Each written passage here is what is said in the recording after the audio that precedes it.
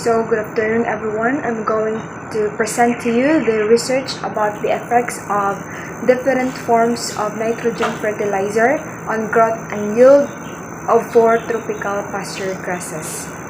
So, the agriculture sector is still important in Thailand, but farmers rely heavily on major crops. Government policies are to diversify agricultural products and reduce production areas. So livestock production is increasing and the demand for tropical pasture grasses is increasing, which used for direct grazing, making hay and silage. So nitrogen fertilizer is an important method to stabilize the yield and quality of pasture crops, as it is essential for photosynthesis and ruminant animal growth. Nitrogen fertilizer and source of nitrogen are important for pasture grasses as they significantly affect dry matter yield, nitrogen yield, phosphorus yield, potassium yield, and protein yield. So the application of minimum dosage of nitrogen fertilizer can attain acceptable yield, while application of ammonium sulfate had higher chlorophyll content, spad chlorophyll meter reading, and yield than non-fertilizer and cattle manure. So the objectives of the study was to determine the effect of different forms of nitrogen fertilizer in urea and ammonium sulfate on the growth and yield of 4 pasture types of grass. So the information obtained in this study will be useful for nitrogen fertilizer management in pasture grass production systems for pasture growers in Thailand.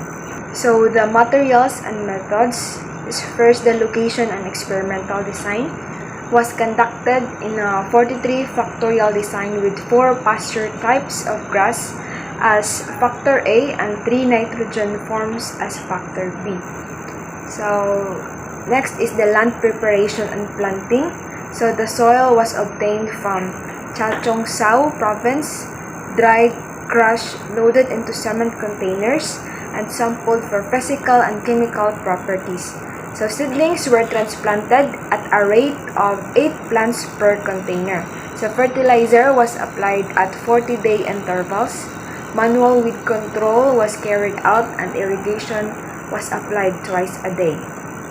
So next is the plant and data analysis. So the first cutting was 60 days after transplanting, followed by the 4 harvests at 40-day intervals.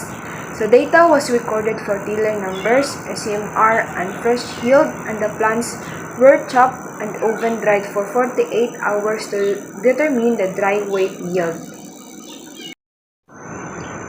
So this table showed the effect of nitrogen fertilizer forms on crop growth rate during the regrowth of 4 pasture grasses. Pasture grasses were significantly different for crop growth rate at first cut, second cut, and fourth cut. So in general, Purple Guinea and Mombasa Guinea showed similar crop growth rates in nitrogen forms, and they were rather higher than Ruzi and Mulatto II. So these grass types showed consistent crop growth rates across nitrogen forms.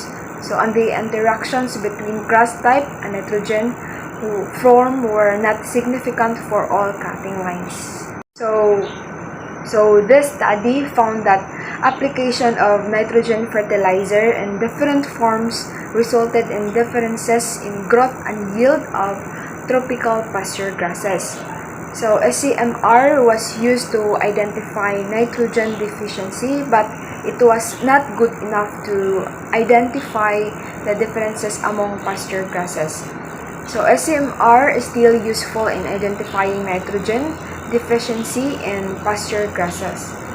So this study found that application of nitrogen fertilizer in the form of urea at the rate of 62.5 kg nitrogen per hectare was the best method for higher growth and yield of Purple Guinea, Mombasa Guinea, Ruzi, and Mulatto II tropical pasture grasses.